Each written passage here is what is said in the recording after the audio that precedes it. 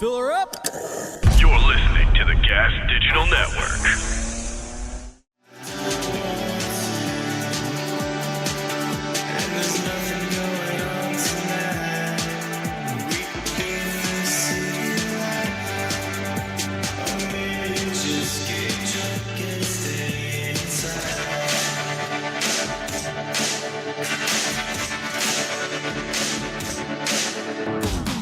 Good afternoon, Michael Malice here. Let that be your welcome for the next hour. We have with us a guest I'm champing at the bit to talk to, Tim Young. He's a conservative comedian.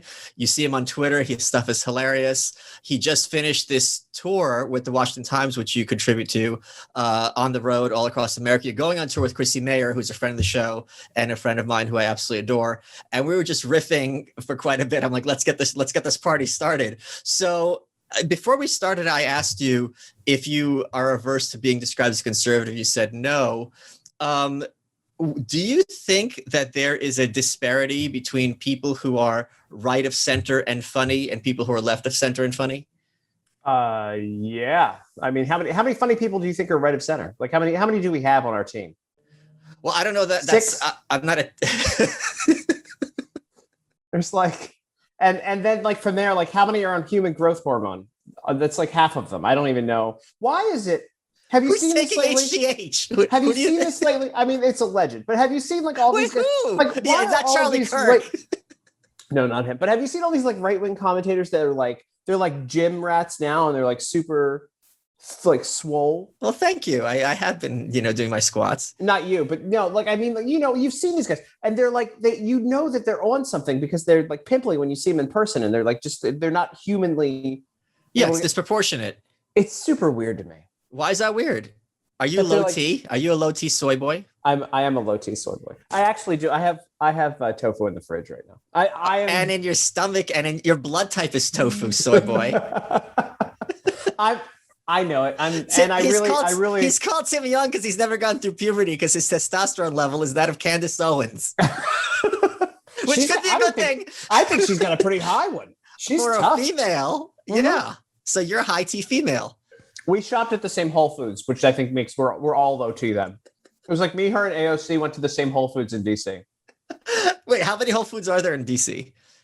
1, 2, 3, 4. I think 4. Oh, there's that many. Yeah. Oh, and okay. There's one. So actually the day of the Capitol riots or whatever you want to call it, January 6th. How would you call it? That's the thing. This is where it's getting tricky, right? Because the cathedral, the corporate press, they're very quick to coalesce around branding and phrasing. And then very often the right is scrambling to play catch up and being like, yes. Oh, that's not really racism. They're very good at it. And it's been 2.5 months, and you don't have a counter narrative or counter expression. I would call it the why weren't the doors on the Capitol locked today? Like, why couldn't they lock the doors? Like, what? When you see this, like, so when you watch this, and this is what blew my mind, like they climbed up the inaugural podium, right? And there's this one door where there's one cop behind this thing. It took them 20 minutes to get up there. So you see him climbing up, and it's a slow move. And it's like, do you think the cop standing by the door was like, hey, maybe turn the key? You know what happened to Tim Young? I have the answer for you. Okay. I don't know if you saw this yesterday. It was trending on Twitter, but they had footage of one of the people who, invaded the Capitol on January 6th. And it was very clearly Rick Moranis. Rick Moranis was. So Rick Moranis is the keymaster, Einstein. Of course they can't lock the door. How are you going to lock the door against the keymaster? Think, Tim Young, think. He just turns his hands like this and everything. It's amazing. And there's Sigourney Weaver. No one's going to say no to her. Exactly. Even though she's 100 now. Yes. But these people, how do you watch these people climb all the way up the inaugural podium? And you're like, hey, maybe we should get some backup. Maybe we should send a couple of cops to the one door where they're all going to go to get into the Capitol. Maybe. As an anarchist, let me tell you non-ironically, it brings me enormous joy when I hear conservatives bashing the cops. It's just like, Red Rover, please come on over. Oh, dude, I'll bash the cops all day long. I was trained. My advisors were defense attorneys in Baltimore City. Oh, wow. So let's talk about that. How's that your background? How'd you get into comedy? Okay, so, well, first of all, I was valedictorian in high school, and my parents told me I had to be a doctor or a lawyer. And I hated science, and so I went into law and got a law degree that I don't use. So if we talk, we can get into the comedy thing in a second, but if you talk about cops, man, I've seen and heard everything out of Baltimore City. One of my friends was one of the writers on The Wire. Yeah. And all that stuff is just based in truth. And so when you realize how dirty cops can be, and like when there's one, they're always like, oh, well, it's one bad cop every so often. But the fraternity surrounds that cop and protects them, and they circle the wagons, and that makes them all bad then. And they're all accomplices when something goes wrong. And then the cops. So like, you get me on this. It's really interesting. I wrote a book that nobody bought. What happens to the good cops who try to speak out then, if in your experience? They get stomped down. You don't want to have bad PR. Yeah. That's what happens, and especially in Baltimore City. But I wrote a book that nobody bought called "I Hate Democrats, I Hate Republicans," and in it, I acknowledge white privilege, which is like, oh my God, how dare I? Because I can cuss at cops when I get pulled over, and my friends can't. So, yeah, go ahead. One of the issues why I'm not a conservative and why I'm so averse to that term is I think much of contemporary conservatism, this has faded a little bit, is simply a reaction to the left. And if the left says we want X, they'll be like, screw you, I want the opposite of X. So if they make any claim, even if the claim is based in a little bit of fact, just to be like, nope, it doesn't exist. Screw you. I'm doing the opposite. And it's not persuasive. It's kind of a circle jerk. And yeah, there are certain things that white people can get away with that black people can't. Does that mean a given black person can't succeed? In my opinion, no. But to acknowledge this, I think many conservatives feel you're giving a hook, line, and sinker to the woke crowd. No. Whereas anyone who has black friends, know, look, there's certain things they have to deal with that's annoying. And if I had to deal with it, it would be annoying and it sucks. And just to say that it sucks is not a big deal. I talked about this in my book on The New Right. I had a friend, she was a waitress. And whenever she goes to a restaurant with her dad, who's a veteran, she'd have to wonder, am I going to get seated in the back? And she, she's done this, iteration enough times to know this is not a coincidence. And it sucks for her. Does this mean you have to burn down America? No, but just saying it sucks is not really costing you anything, in my opinion. Yeah, no, and you're right. The right goes all the way to the far extreme of what the left says. So when you talk about, and we're going to go everywhere because I have ADHD, in case you're wondering, when we wonder where this conversation is going. When you talk about the rape culture on campus, right? So the left says, every man on campus, on a college campus, is a rapist. And there are literally organizations and literally journalists that I know on the right who have been like, rape on that never happens. Yeah, There's never any sexual assault on campuses. And I'm like, what the? Of course there is. Like, what is wrong with you? I don't understand that. I don't understand. And so really, and that's why you're adverse to the term like conservative. And the reason I label myself conservative is that classical conservatism is limited government, more power to the people, more power to the states. It's essentially what libertarians have become because everything went so polarized in both directions. There's kind of this big middle thing, but I cling to the conservative thing. I probably shouldn't because of the labeling. And then, and then when I go to CPAC, the Conservative Political Action Conference, I look around and I'm like, I don't know if I'm any of these people. I don't know if I fit in here. How after 2020 can you with a straight face advocate for more power to the states as some kind of means towards liberty? I'm not joking, but I mean, I think all government, listen, I'm probably leaning more towards you because, you look at this and all of it was BS that happened. All of the just overreach from everyone. And I knew it. I got yelled at the first couple of weeks that I was still at WTTG Fox 5 in DC. And I got yelled at by somebody in passing in the hallway that I was like, we need to end these lockdowns. Now, this was like 2 weeks into like doing lockdowns and like when everybody started like freaking out about stuff. And I'm like, this cannot go in a good direction. We will not get this back. This has to go to the courts immediately to end this right now. And I said it on air and people were like, whoa, you want people to die? It was that same BS from people like, oh, you must want everybody to die. And it's like, no, you guys don't get You're it. Selfish. You don't care. Yeah. Yeah. Once you lose that right, you're not getting it back. I mean, prohibition was the one time in American history where we got something back. And that I don't think that's ever going to happen again. Well, the draft. Oh, yeah. Ending the draft was the big one. Marijuana. But we still have selective service. Yeah, but It's nothing like back. I mean, I don't think you'd be able to do it. I don't think you think they'd be able to pull off a Vietnam today. Oh, who knows? I think they could, if necessary. I think they could. Really, I don't think they could. And I think and one of the greatest things that I think that President Trump has done is to normalize hardcore anti-war activism, which is hardly a left thing. It's both left and right historically, to have this mainstream in the Republican Party, which has been the party of veterans and like, yeah, let's go get them, to have all that entire population to be like, no, over my son's dead body, literally kicking and screaming. I don't care about Syria. Like, this is a huge step forward, I think. Yeah, well, look, I have, and I've said this on air a million times. I host SiriusXM. I'm hosting it this week from 8 to 11. See, there's a plug. And I'll be there tonight. You're joining me tonight. You know, I have a lot of hippies to apologize to during the W administration that were like, no blood for oil. And I'm like, you guys are stinky hippies. And now I'm like, where are they? Big pharma's bad. Where are those people at? Where's like the big, corporations are bad people. They're going to take advantage of everyone. I'm like, no, capitalism is great. And then I look at what just happened over this past year, what happened with war under Trump. And I'm like, I need to send like gift baskets to people. When I was a kid, there were, a little smartass in high school. I'm still a little smartass, but I'm older now. And you had those photos of those soldiers like on campuses or whatever at protests. And the hippie chick would come and put a daisy in his gun muzzle. And I would sit there and be like, these people are pathetic and weak and stupid. And just like you, I'm like, nope, I was wrong. Like, maybe they were naive, maybe they were silly, but they were on the right side in a very specific context, but a very accurate one. Like, what are we doing? Why are like so many American kids?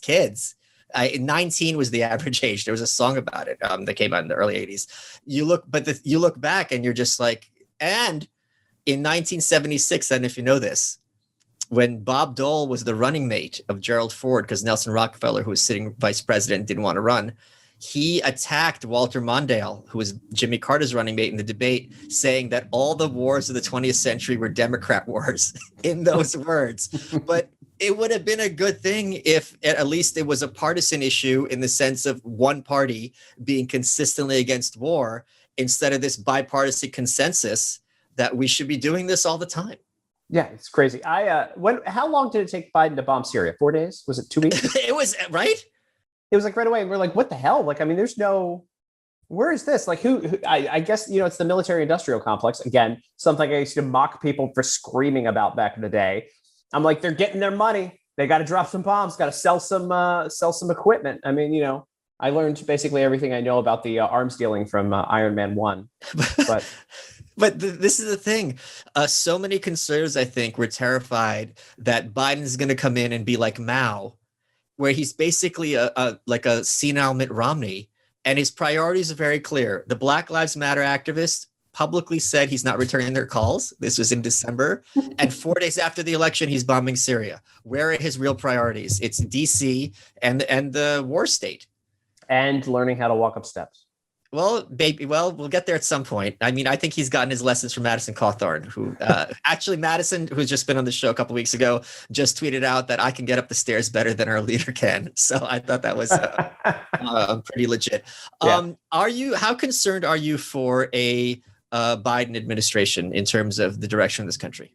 The way that they've used executive orders, I'm very concerned, but also it sets up if Democrats keep winning, things get bad. If Republicans go back in, it sets up maybe this retaliation type scenario where the right goes too far to the right with their stuff, and we end up being, the next Saudi Arabia.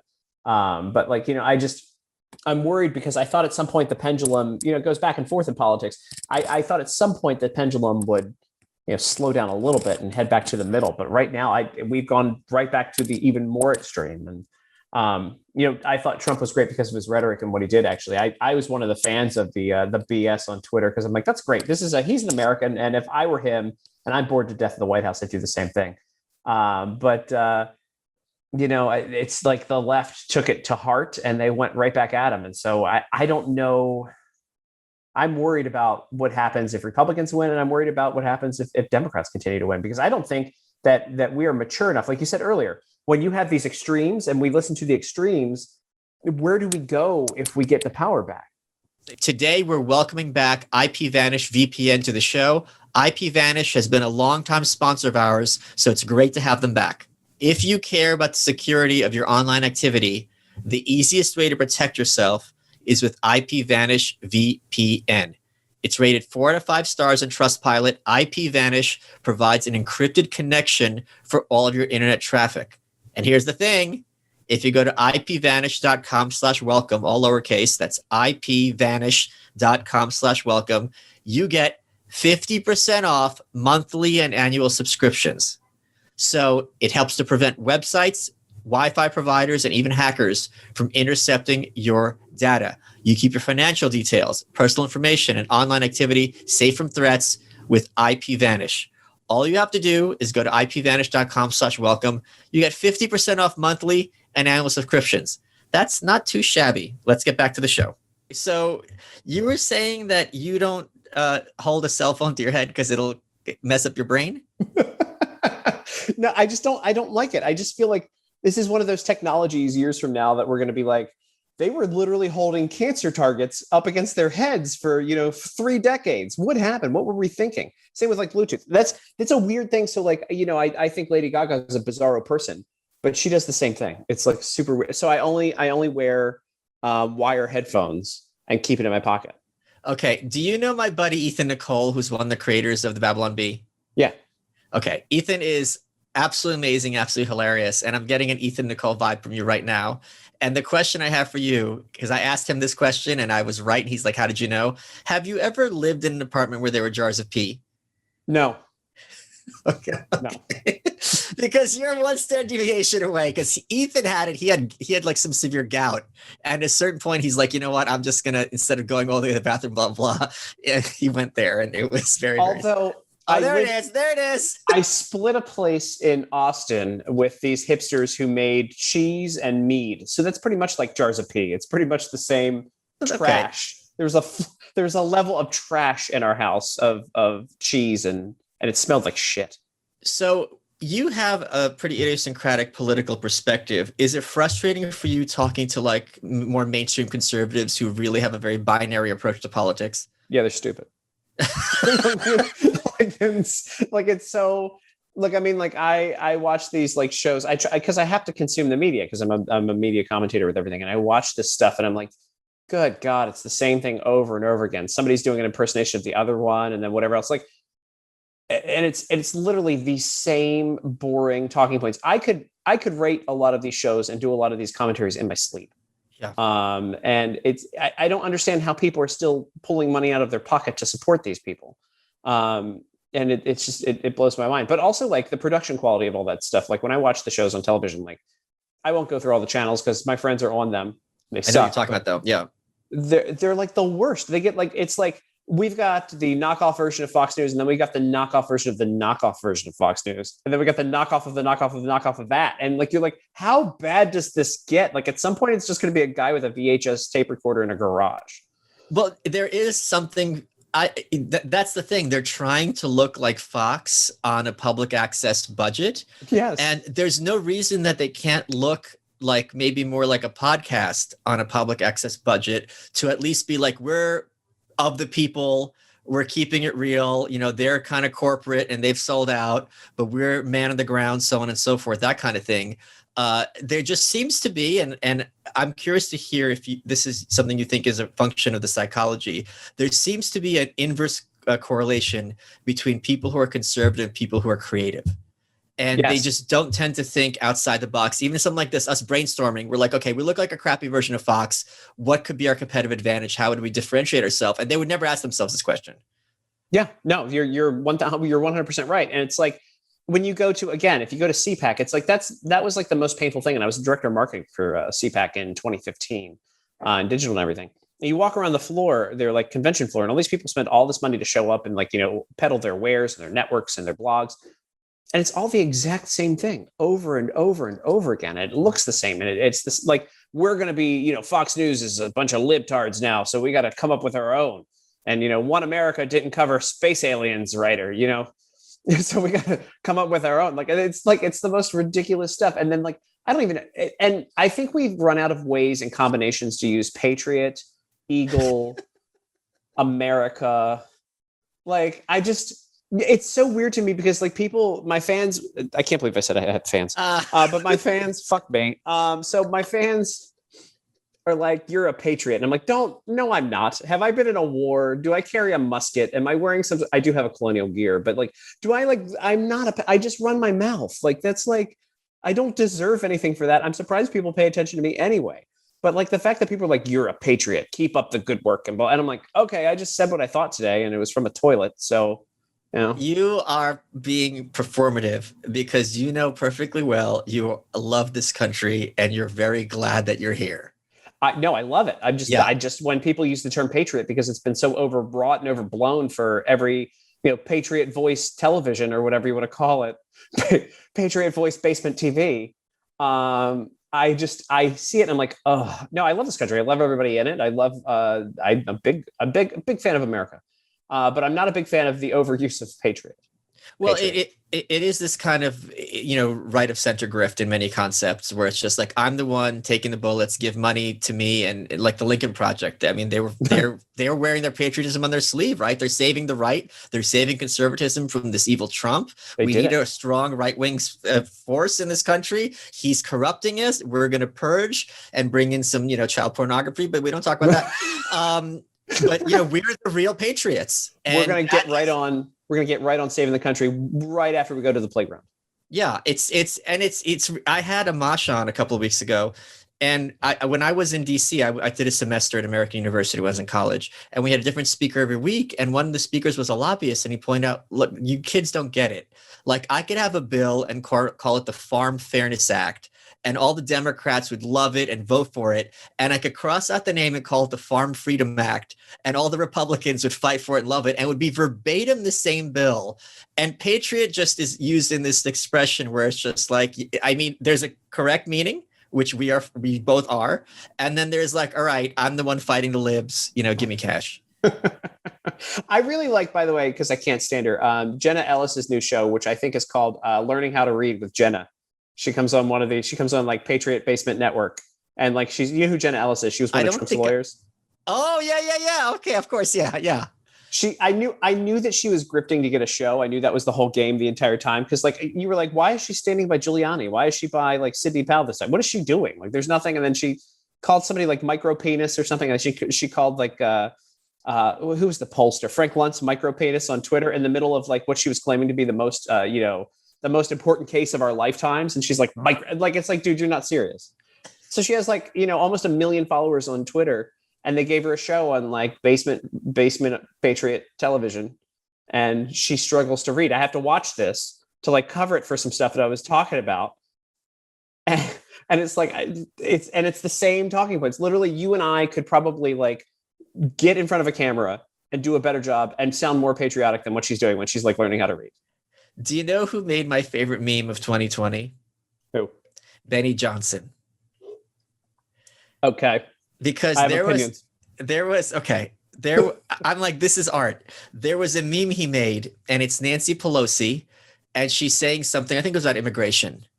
Like, every human life is precious, and we need to do what is possible in order to preserve, or something like that. Some, milquetoast platitude. And then the bottom half of the meme is him in his suit looking at the camera, and he wrote, "Now do abortion." And I'm nuked. And I'm like, this is so beautiful and amazing. And I'm no shade to Benny.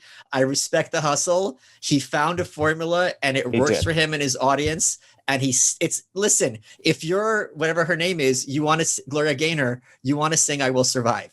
That's why we're here. Sing "I Will Survive." I don't want to hear these other songs that I kind of know. You're going to survive, and there was a problem. Now you're still surviving. Sing that song. Now do abortion. Yeah, now do abortion.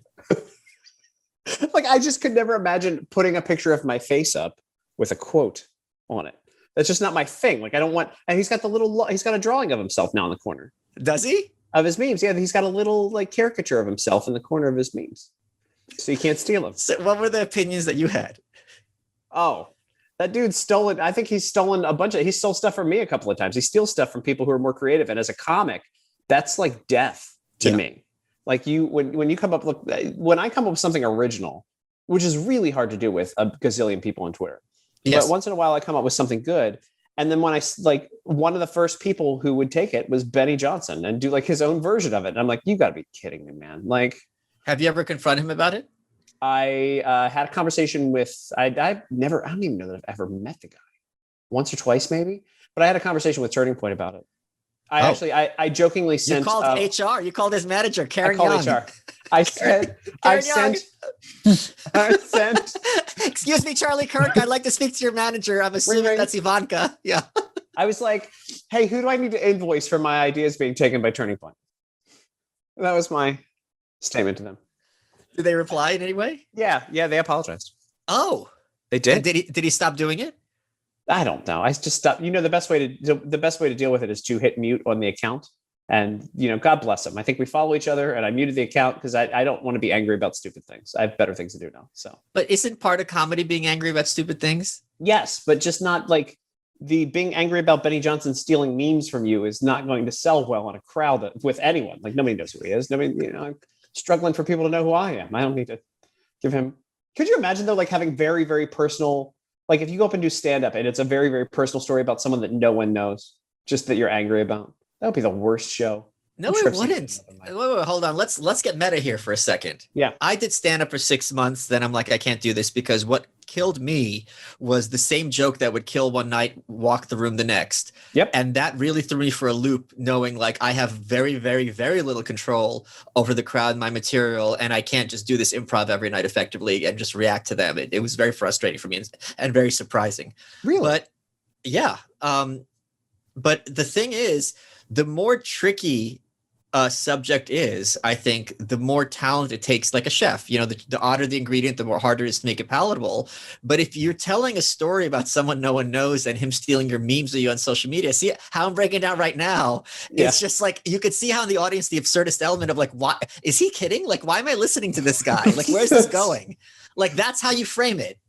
But you guys know this guy, Benny Johnson, he's stealing my memes. That's the intro right there. Hate that guy. He steals my memes. You don't need a meme thief.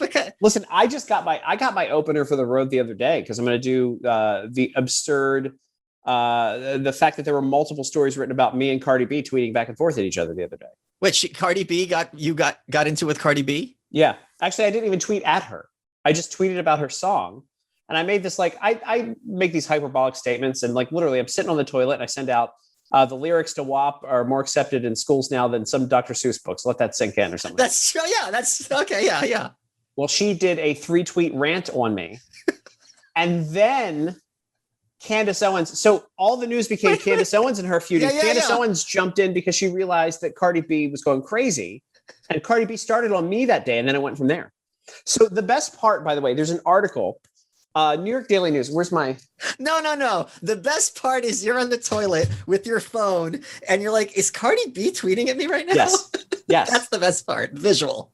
Yes. No. So but the best part to me and where the absurdist element is and why you got me thinking when we talked about the Benny Johnson thing. There's a journalist who works for the New York Daily News who wrote this piece. And I'm thinking like, this is like their dream job, right? So they've worked their entire way up and I won't get into it, but the whole bit is you talk about their entire career and how they they probably cried when they got this job. Their parents took them out to a nice dinner that they couldn't afford. It was a whole to-do.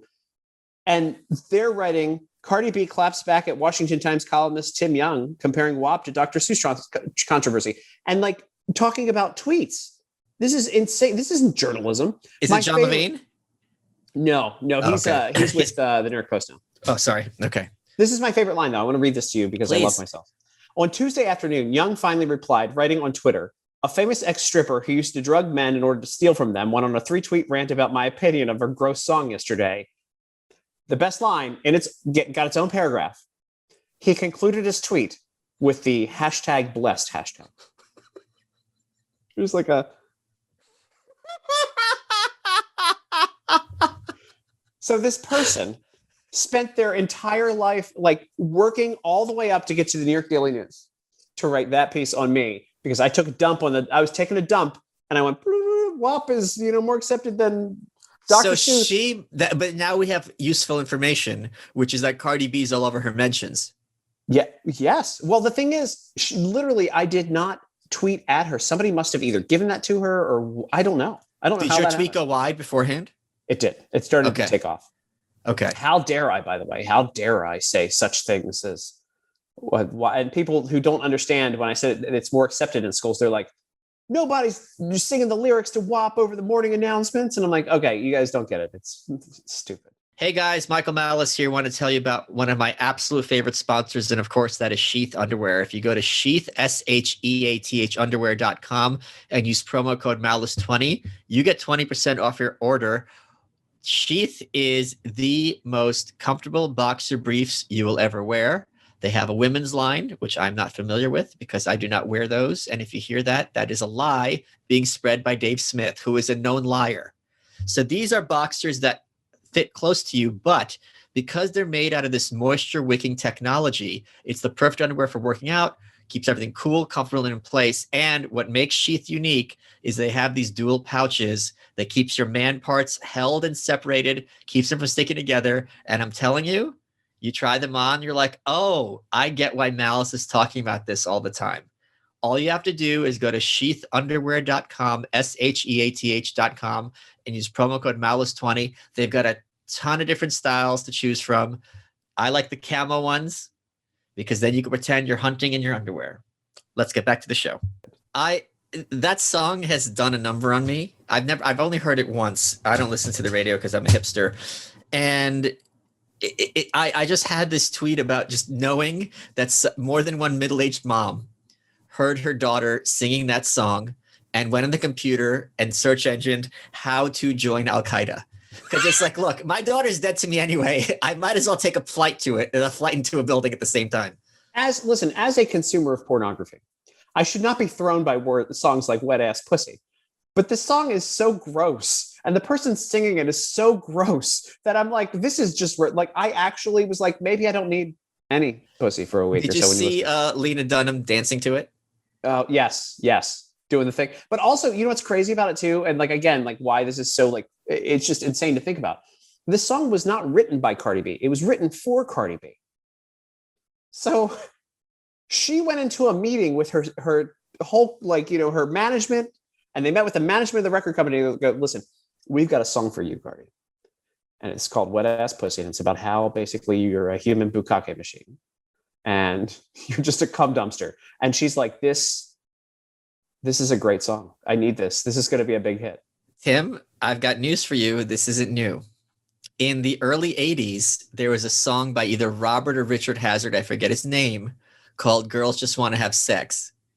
And it got changed to Girls Just Want to Have Fun when Cyndi Lauper took it over and made it all Disney for Middle America. So this Really? Yes, I'm 99%. I know he wrote it. I know she didn't write the song that he wrote it. I'm 99% sure that was the original lyric. Well, but this song itself, and I know that like things increase with time, and like, so, you know, like back in the day, you show your ankles the wrong way or you wear the poodle skirt and people are offended. This one just seems like it's way out there compared to like, you know, because My Neck, My Back was the one in the 90s too, right? Like that was one, and Pony. But like this one is just like, ugh, like the combo is just the right cringe of everything. Well, it's also there's this kind of dissonance between like someone's the lyrics, and it's kind of got this upbeat fun dancing thing, and the tone and the reactions of people seem completely incongruous with what they're actually saying, because it's like they're doing the Macarena, which is like a fun, you know, party dance or whatever. They're getting down, and the lyrics like, wait, what? This is really, really bad. These are words you would never say in real life. Yes. The only good thing that came out of it was Ben Shapiro reading the lyrics on his show. And I'm not a huge fan of anybody, but I'm not a huge Ben Shapiro fan. But him reading that was like classic. That is all-time classic. That's as good as, I mean, I have for each of the like right-wing people, I have like an event that really defines them for me. Okay. That's Ben Shapiro's for me. I actually went viral with a tweet. I found a video I don't know what I was looking up one day, of Alex Jones basically deposing an Alexa, he's like, Alexa, who made you? And it's like, I do not want to answer Alexa. And I'm like, this guy, that is like the perfect, it's just him. That's his character. It's amazing. Have you ever met him? I have, but you know, he didn't know. It was brief. No, but I've done a couple of shows with him. He's a lot more like Alex Jones than you think. It's not really the character, at least in my experience. I used to do the copywriting for a competing prepper business back about 10 years ago in Austin, Texas. So I knew him very well, and he was on local TV then. and took off. He's a smart business guy. Maybe he started drinking too much of his own Kool-Aid, but I think at the time, like, everybody was in this, like, let's capitalize on Obama being in office and sell freeze-dried corn. Wow. So he was a quote unquote patriot. Mm-hmm. He was a patriot. I used to write a newsletter for a company, and it was like, Good Morning Patriots. I remember that every day. And we talk about, like, doing your own gardening, and I mean, which isn't a bad thing. I didn't feel bad about anything I did because it wasn't like ripping anybody off, but it still felt schemy at the end because all these people were scared to death. Have you ever been to a prepper convention? I'm Jewish and from Brooklyn, so the answer is no. certainly not. Yeah. Well, I grew up in the hood in Baltimore, so we're not too far off, couple of miles away. Yeah. And going to a prepper convention was the most amazing thing because these people think the end of the world is happening, and they have in their minds created 8,500 scenarios of how this is going to happen. It was amazing. I was in Colorado, and this guy was talking to somebody, and I overheard this conversation. He goes, all they got to do is turn 2 semis sideways on like 35 coming up here and crop dust them with poison, and you kill like 1 million people. And I'm like, holy shit, this guy's nuts. But he's not wrong. I know. I mean, seriously, like, if you block a highway and put poison in the air, people are going to die. This makes perfect sense to me. Am I wrong, though? No, you're not. How many bridges do you have to blow up in Manhattan and kill 8 million? Nothing. But that's where these guys are. And I'm like, wow, I don't want to think about that. I'm just going to keep drinking the water and, put my Brain Force Plus in it, and I'll be fine. I also love the idea that, like, if you're like in your cabin and you're like just hanging out, that they're not gonna like know where you are and raid you and come. I mean, I guess you have your guns, but at a certain point, like, you're just in solitary confinement in some cellar. This is really not, thriving. No, I always like it when people just change their names on Facebook. They're like, I'm misspelling my name so that they can't get any information from me. It's like, dumbass. Is that what they think? Yes. Wow. What else did you learn with these preppers? I want to hear about this stuff. Oh, so basically all of their major storylines of how the world is going to end and their conspiracies are all plots from James Bond movies. Okay. So what's the electromagnetic EMP attack? Yeah. Has there ever been an EMP attack in the real world? I don't think so. No. There was in Goldeneye. Okay. So there's like literally there's a James Bond movie where they like cut off the food chain. There's a James Bond movie where everybody, and these are modern ones, where they took the media, they controlled the media. They had a water supply one. They had space lasers. They had, basically every conspiracy. Goldeneye had the EMP attack. Every conspiracy that I have ever seen, the major ones, are James Bond movies, other than like Underwater Layer. I've never seen Underwater Layer, but I'm sure somebody believes that. How much of this, so historically speaking, like whenever people get too deep into conspiracy world, it always comes close to anti-Semitism or stuff like that, or racism or things. There's a big Venn diagram there. How much of that stuff is undergirded by this kind of like racist or anti-Semitic stuff? Or is it the other way where they're just desperate to avoid that kind of talk? No, it's always Jewish people. Why is it always Jewish people? Why it always comes to like hating Jewish people is the core of almost every, it's in their mantra. They're like, the government. But how do they dance around it? They don't. When you go to those, when they're in the same place, when you're in a prepper like convention, it'll come out at some point and you're like, oh my God. Like when anybody refers to Jewish people as the Jews, I'm like, oh no. You just hear it and you're like, oh no, this is going to be good. And so they're that open at these conventions. Oh God. Yeah. They are. It is just a remarkable place. And I ended up drinking with the chick who was casting for Doomsday Preppers. And what was that? Okay. A&E or something? I think so. And so yeah. She and I were like the two sane people there. And I kind of hung out at her booth because she had people coming up, like telling their stories and why they should be on TV. And it was remarkable, the things they were saying. That's where the guy with the trucks, how to kill everybody on 35 or whatever, like that guy was there. He's like, it's just so simple. And she's like, yeah. Oh yeah, no. And then they have like courses where you can learn how to do basic field medical things, because all of the prepping doomsday scenarios, by the way, we all end up in basically the Civil War again in 1860s time. Apparently it was all power. Like there's no more medicine. It's a time machine. Yeah. The EMP sends us back in time. That's just math, stupid. Come on, Tim. All food comes to an end. There's no way to find any electricity ever again in the world. It's so ridiculous. Cotton is exorbitant. And all these tariffs, my God, we can't. And we will slip into a caste system where the people who are the most prepared will be at the top of the food chain. And they've got all the food. Exactly. They've got all this. They have stored freeze-dried buckets of freeze-dried corn and peas, and we will be going to them. There was couple funny meme videos made about who was the 80s televangelist? Jim Baker. Yeah. So he's back in this prepper scene. He's saying the rapture's imminent. And he was this really did upset me because in all seriousness, like I think you and I would agree, learning how to like dress a corpse or if someone's dying, how to help them, that's useful to know. It's interesting. Like I would like to have that information, to have a course and like, okay, now I know what to do. I'll never use this, but it's still good to know. I learned something about the human body. But he was selling like literally like case, I don't even like, it's almost like a dumpster like huge like Tupperware, like 6 feet wide. Some were filled with rice and some were filled with cheesy broccoli. And he like had it ready and he ate it off the shovel, like, cause it's like shovelfuls. And he's like, that's so good. And I'm just like, first of all, if it's the end of the world, like get like astronaut ice cream, get like something that tastes good. Yes. But it's like, there's no way you could tell me you believe this. You're an evil person who's conning paranoid people out of their money, and you're not even giving them a good product for it. Well, I mean, he used God to like to con people out of money. Once you do that, like if you're not worried about getting struck by lightning, then what are you? You'll do anything.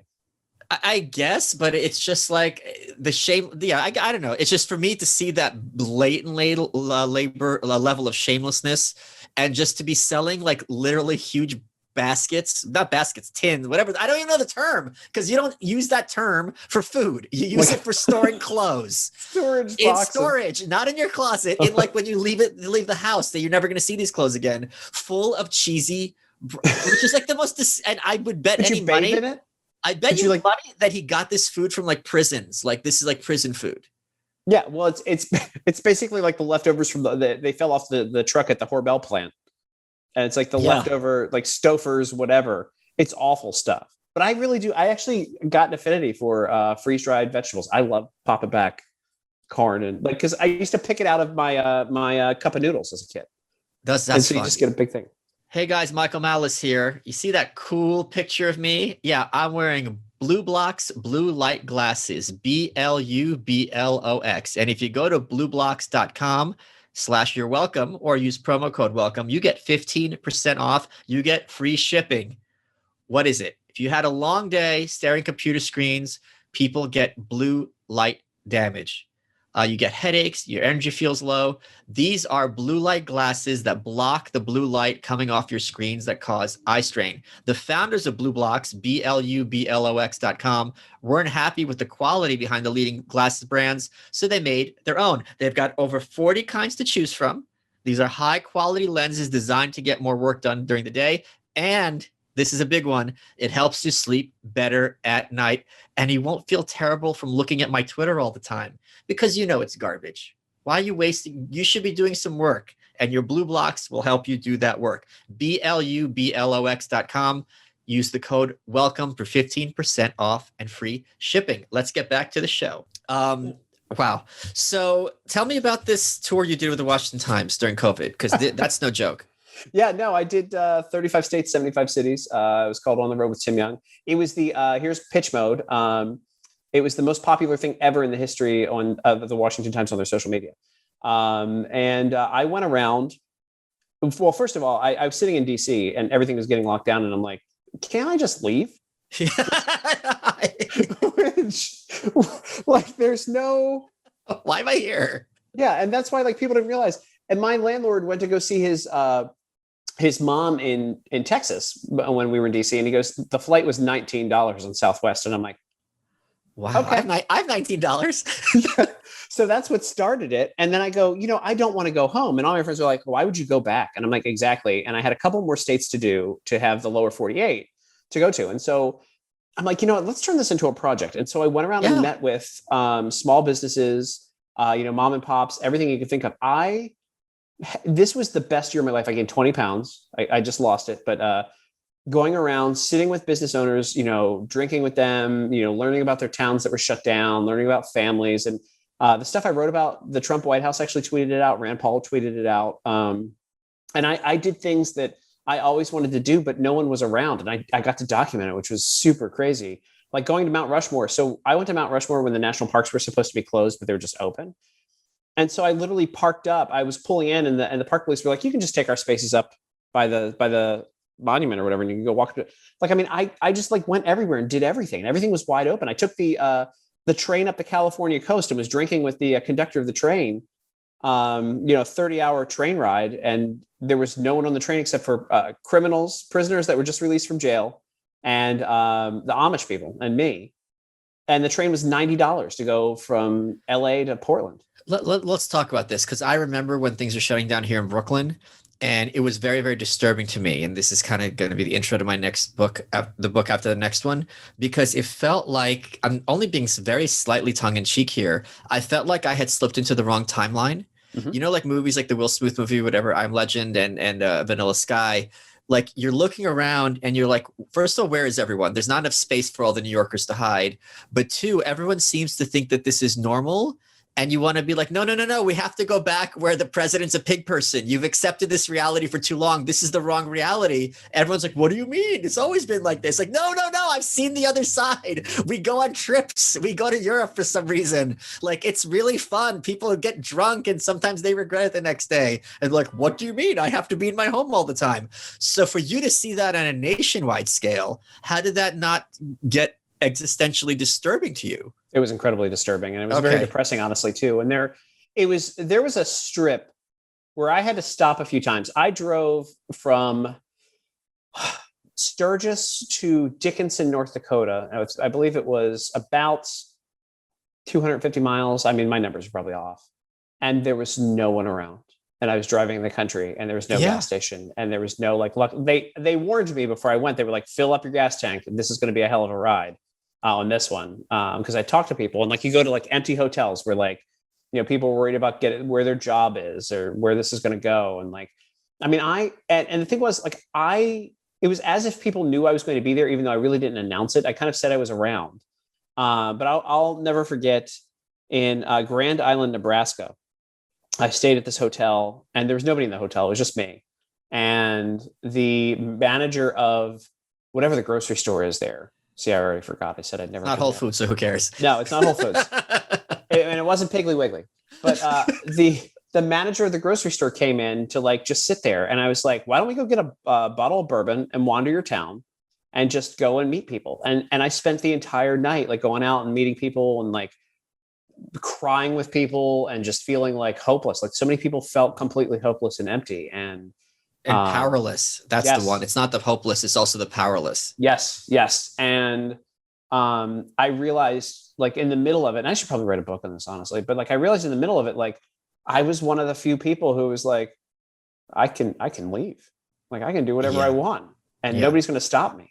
And there were just experiences like that. Like, I went to Michelli's in Hollywood, on Hollywood Boulevard. It's the original Italian place, and they were supposed to be shut down, and we had Speakeasy Italian there, and he continued to pay his piano player. Who's like this 80-year-old lady came in and like played like songs for us. And, like, we're hanging out, and it was totally empty. Hollywood Boulevard, just homeless people. You walk there. I'm talking to this guy who, on a good day, is making really, really good money there. And luckily, he's a good businessman, so he had money saved up. But I mean, just you're right. The powerlessness, just the desperation and the need for people who have never faced that kind of stuff before, and being able to experience that is just it's wild. And I'm glad I did it, man. I got a tattoo on the way. I love that. I have "no" is my favorite sentence. That's one of my tattoos. But the other one is "nope." It's an open sign that is "nope." I got it illegally in the middle of Minnesota. But in the middle of that too. So in the middle of everything that's happening in all my travels, I take a train from Portland to Minneapolis. And when I show up in Minneapolis, the George Floyd riots just started. Oh, wow. And so I was there. Actually, hold on. I'll show you something, because I Please. myself. I'm going to, I have a little case back here. I should have had this ready. But, so this is from I don't know if you can see this. I can see, yeah. It's from the front. front. A sneaker. No, it's not. It's a glass case, but it's a little plastic case. But that is a burned up pop vinyl figure from the front of a burned out GameStop in St. Paul. Oh my God. Wow. And so I mean, I was literally there. The building was still smoking. And I walked up and there were people still screaming at like, we hate white people and stuff in the streets when we got into Minnesota. How are you not scared? I grew up in Baltimore in the hood. There's no Okay. like, I know, like, you can yell at me all you want. I know when people are going to do something or not do something. Well, can you give people advice and know what the cues are when it's going to be just yelling and when it's actually? No. Don't ever listen to me on that one. You just have a feeling. Honestly, you have, and it's a different kind of like behavior from people. I think louder people are not the ones that are going to try to come and get you if it's like an individual or so. If they want to get you, they're going to get you. But no, this was like, honestly, this was probably one of the coolest things. And it's not very well held in there, but yeah, I see. It's I have little things like that from the entire trip. I was on a Tim Pool show with Alex Jones, and I got Alex to do a tinfoil hat out of tinfoil, and it's in my house right now, and I don't know what to do with it. It's another Grail object, yeah. So you get these cases. Get a it's a mini football case or a mini helmet. Yeah, case. I know that. I did that for a bunch of insects I got. So okay, there you go. Yeah. Okay, display it. I gotta tell you, this was probably. I mean, this was a trip of a lifetime. I just turned 40 this year anyway, but like I wanted to go on a trip and do something cool, and this was an absolute trip of a lifetime going and doing this and seeing everything that I saw and, being like the one person out on the road. And then it was crazy because I didn't realize how many people were watching it. And I got back and the social media guy was like 5 million people. Yeah. And I'm like, what? And they're like, yeah. And so I think it's actually going to turn into something for someone. I can't really talk about that, but that was actually, living my life and being able to go around and tell those stories and have people tell their stories got some attention from people. And they're like, maybe you should do this for us. I was at Charlottesville, and it was very surprising watching it in front of my face and then watching it through the media filter and just like in real time watching that disconnect and watching the narrative get creative. And I was with some of the Nazis for my book and watching their reactions. How disconnected was it on the ground from what you were seeing in the press? If at all? The pieces that you don't see and what you didn't see were the people cleaning up the streets in the morning, the neighbors, the people who lived there. They were forgotten for the narrative. And so that was probably more powerful to me, was seeing people picking up trash and cleaning up and that got zero coverage. And like, that was not, because that wasn't violent, right? That was actually, so the people came together during the day. And then you had to deal with the bullshit at night and the violence and stuff. And it was literally all outside people. I mean, granted, there were people that got involved, but these outside agitators come in and it's insane. It was just insane to be there for that. They actually asked me if I wanted to go down a little bit more from a few of the outlets I was working for at the time. And I was like, are you going to pay me more? And they were like, no. And I was like, great. Nope, not touching that anymore. We're good. I don't want to be in the middle of tear gas or any of that stuff. That's, speaking of which, by the way, earlier when we brought up the January 6th thing, imagine that, you and I getting derailed. But what was crazy about January 6th, so I went up to see what was happening when like everybody was in the Capitol. I'd lived not too far from there. And I walk up on the side with the Supreme Court, and that was kind of like, I mean, people were on the steps yelling, but there wasn't any kind of craziness. And literally, and for those who don't know, they're very close to each other, the Supreme Court and the Capitol. You could see one from the other. It's not like this huge distance, so if people don't know that. 100 yards. Yeah. And so, I walked up, and on the way up, I was like, nothing's happening at all, because the little breakfast place, Nick's or Pete's or whatever it is, Pete's Diner, about a block and a half from the Capitol, was open and people were drinking coffee like nothing was happening. Yeah. On the side of the road. And literally after, I was like, well, it's a little cold now. I filmed for about 10 minutes. And then I walked away and went and got groceries at Whole Foods, like 5 blocks away. It was like nothing was happening outside of that little. So you would think, with all the fencing and everything is the worst and it's the end of the world. And I'm like, I got to go get groceries. So it's not the end of the world as long as there's a Whole Foods. The Tim Young story.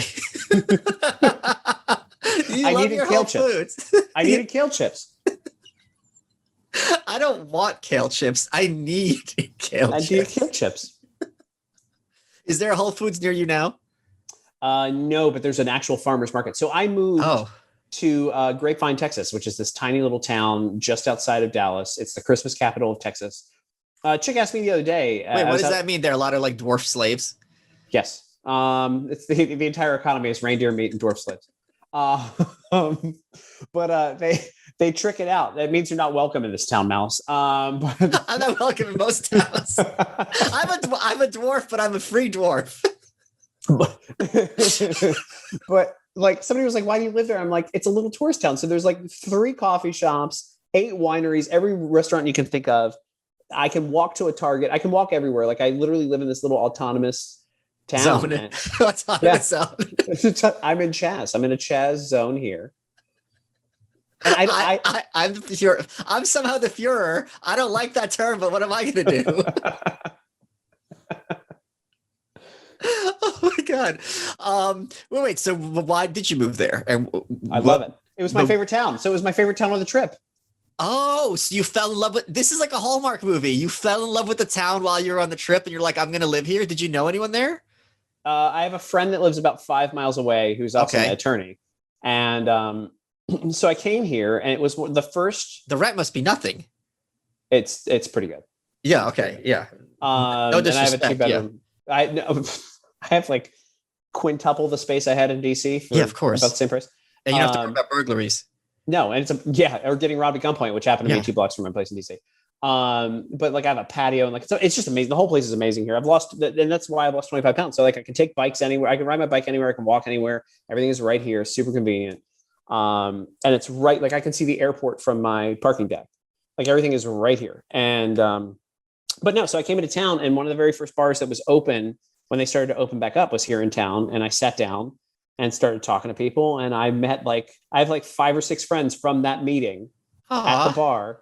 And I kept coming back. And then I made my friend's place in South Lake, which is down the street a little bit, made that like my home base. Actually, I was forced to make that my home base because I didn't want to go back to DC. And I've been a Texas resident for 10 years anyway. I just was serving my time in DC. And I just kept coming back. And I kept going to these dive bars. There's a little dive bar here called Wilhoit's and one called Tolbert's across the street from it. And you can still smoke in the bar. It's just like all the bikers go to this one. It's amazing. And everyone who's at the bar during the week is like a millionaire and you would never know it. It's like old money town. So, wow. And Wilhoit's was one of the last places that Bonnie and Clyde, it was a gas station. It was one of the last places Bonnie and Clyde filled up before they got gunned down. So it's like there's a whole history here. It's been around since like 1844 or something like that. And I'm probably going to end up retiring here. If I don't have to move anywhere for media or anything, I will stay here. Is there anything at all? I know you're going to say no, but if you think about the answer is yes. What is it? Is there anything at all you miss about DC? Yeah, the monuments. Like, I mean, there's a whole, like the history of the town, being able to walk up. I can't do it now. It would have been cut off, but being able to walk into Congress, I know enough members of Congress and their staff that I would walk in and hang out with them and like having that direct access. I mean, that was a thing. Also, the metro was pretty solid. Yeah. What was like your favorite haunt in DC? It's been so long now because Bar Charlie, because everything was shut down. I had to really think about it. Bar Charlie is a pretty good one. Did you ever go there? No, I haven't. I've been there in a long time in DC. I took they had the best happy hour, and I used to take almost every one of my first dates there. Okay. So there's a little bar like you go down in, and then like up the street's a million other bars. It's kind of on the corner of Adams Morgan, but not in Adams Morgan. It's just outside of it. Really, really cool place. But I don't even know if they survive. So let's talk about humor in the Republican Party. Yeah, there's quick talk. Okay, good talk. Yeah. I think the humor in the Republican Party can pretty much be localized to Donald Trump. Yes. Maybe a little bit. Ted Cruz, social media director, knows what they're doing a little bit. There's few and far between. Do you see a schism or schism, however it's pronounced, between the Trump wing and the old Mitch McConnell corporate conservative wing? Knowing the people, I'm going to say yes and no, because there is, but the McConnell wing is trying to find more Trump-like people. And so they're trying to catch up. I know that I've had some very interesting talks about running for Congress. I've been asked to run for Congress from a couple of very big groups that I'm like, what? Seriously? You have to go in a wheelchair first, though. Jesus Christ. Yeah. But yeah, like it's you could get the motorized one. I could have it just a hover around. Yeah. Just like the voters. But no, it's interesting because I'm like, if you're reaching out to me, and I mean, I think I'd be a decent congressman. I think I'd hate my life every day. But if you're reaching out to me, you're trying to do something different. So, yeah. But I'm kind of a weird bridge. I'm in the middle of all of those people. So like the Trump people liked me. The traditional people liked me. I never hung out with the Lincoln Project guys because I'm not into kids. But I mean, it's I'm in a weird spot. A lot of people are like, oh, I'm the this and that. This is my demo, and my demo is very odd because I kind of pull from both sides of that. And old people pay attention to me, and young people. My friends, not really a friend. It's my buddy's assistant's daughter. Okay. Who's 13, follows me on Twitter, and I'm like, what? And she's like, Tim is awesome. He's so, and I'm like, that doesn't make any sense to me. Like, kids like my female stuff? kids. Yeah, exactly. Like, wait, what? Yeah, you're 13. You should be talking about WAP. Exactly. A real 13-year-old. None of this conservative commentary. You should be singing about your WAP like a regular child. But it's just super weird to see the people I don't know. It's interesting, looking at it and then trying to manufacture a new Trump is very odd. That's what Turning Point has been trying to do. And you look at how you saw when we mentioned earlier with Benny with his what about abortion with his posing. They try so hard to be Trump, but because they aren't naturally that way, and they're not a dickhead who grew up in New York. Right. They just don't have it, and they don't have the timing, and they don't get it. And not giving a crap. I think there's a big part of him who's like, I don't care. And I think you saw that to some extent with foreign policy. I do believe it's true. This leaked, right? A lot of the stories about him, I'm like, I don't believe this for a second. Where they said the diplomats would try to give him a 2-page background before the phone call. He would never read it. They had to get it down to an index card. And I'm like, I'm sorry, this sounds very plausible to me. Yes, I believe that. I mean, there's when everybody lost their minds when he was I don't need to get a security briefing every day. And they're like, well, why not? He goes, well, if nothing changes, why do I need to know? Yeah. Do you think Kamala Harris is going to be president before 2024? Yes. Maybe before 2022. Really? I don't think they're going to keep him around much longer. They wouldn't. They have been floating the stories about his mental fitness. Those I don't think that those are by chance. When you see certain outlets pick up, and I don't know off the top of my head. I remember seeing these every so often. You get one of these that floats it. They're floating it. Yeah. To get rid of him. It's just crazy though, because neither one of them would have won with Democrat voters. Wasn't he polling at 10%, and she was polling at 3%? He was in 5th in Iowa. Yeah. And 5th or 6th in New Hampshire. It was historically unprecedented. And then I have to give the Democratic Party a lot of credit. Super Tuesday, Bernie's ahead in every single state poll except Klobuchar's home state of Minnesota. Monday, people who are doing better than Biden, Klobuchar and Buttigieg, are like, we're giving up. We're going to endorse Biden. And all the voters got the message. I have never seen a party put its finger on the scale so heavily and have it work so effectively. That is an amazing political accomplishment that they did. And they paid for, and they won. So they did the right thing. How did Democrat voters not feel ripped off by that? It was so obvious what they did. And that's what I can't get over. And that's why I'm shocked that he won, is because the Democrat base, I get hating Trump, but they really took a dump on all of their people that day. Imagine donating to a Beto, imagine, or Klobuchar, or whoever that is a new face in the party. And just having them all turn on you. By the way, who got the short end of the stick there was Andrew Yang. That guy, I feel like I could get a beer with him any day and have a talk about policy. And he should be the future of the Democratic Party. He's your unity guy. I hate most of his policies, but he's your unity guy to talk to about things, not who they have in there now. Yeah, but I don't think they want a unity guy who's not a puppet. They want someone who's going to stick to the script, stick to the punchline, stick to the narrative. It's very hard for me to imagine Andrew Yang going on about QAnon in the Republican Party, which is their selling point of the moment. I can't see. Maybe he can't. He will, but that seems very out of character for him because he's so forced. Right. You're right. Yeah, because he's more logical in things. He's like, why this doesn't solve policy. And, he's a wonk. And he literally wouldn't go along with the the globalist agenda. That was my Alex Johnson. I'll get the tinfoil hat. Wait, so tell me about this tour you're doing with Chrissy. How did that get started? Whose idea was that? And how'd you manage to set up a tour when half the comedy clubs are closed?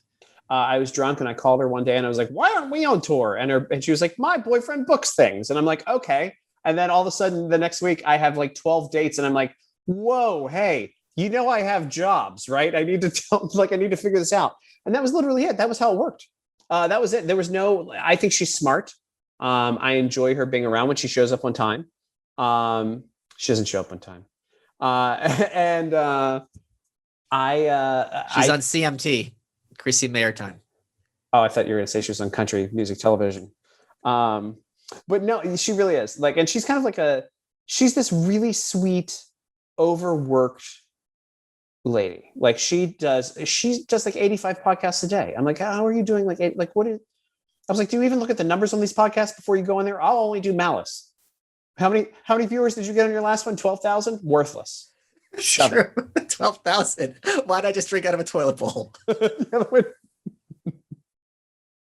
What was her name? Lunel? Who was the one that was like, she like had a bowl of like, she took a bath in Fruit Loops and then got to interview Obama? Oh, I forgot. I forgot about that. Her. I do that one. I love this country so much. But like, she's awesome. And I'm excited to go on the tour. And I hope that people show up. They realize what they're going to get out of me, which is like a bunch of why America is stupid, both watching me and the thing. And then I'm going to talk about the Bill of Rights. I've got a whole bit set up about the Bill of Rights. So I'm pretty excited. So I'm going to guess you got a lot of jokes about the Third Amendment. I have a lot of them. Yes. Because that is prime comedy material. No one talks about the Third Amendment. Well, it starts off with like, and I won't get into everything here, but it starts off with the fact that like we forget that these are a bunch of like old guys at the end of their lives at like 40 that are wearing wool in 100-degree humidity coming up with this. And so they're all shitheads to start with. They're all they're in a beyond bad mood. And so like, if you're not screaming the Bill of Rights, when you read the Bill of Rights, if you're not like fucking screaming it, and like, I'm surprised there aren't like, I don't even know what a swear word would be in the late 1700s, but I'm surprised there aren't in there. Fuck these people. Write this stuff down because that's what it is. Tim, we're running out of time. What has been your favorite part of this interview? I love looking at your beautiful face. You are welcome.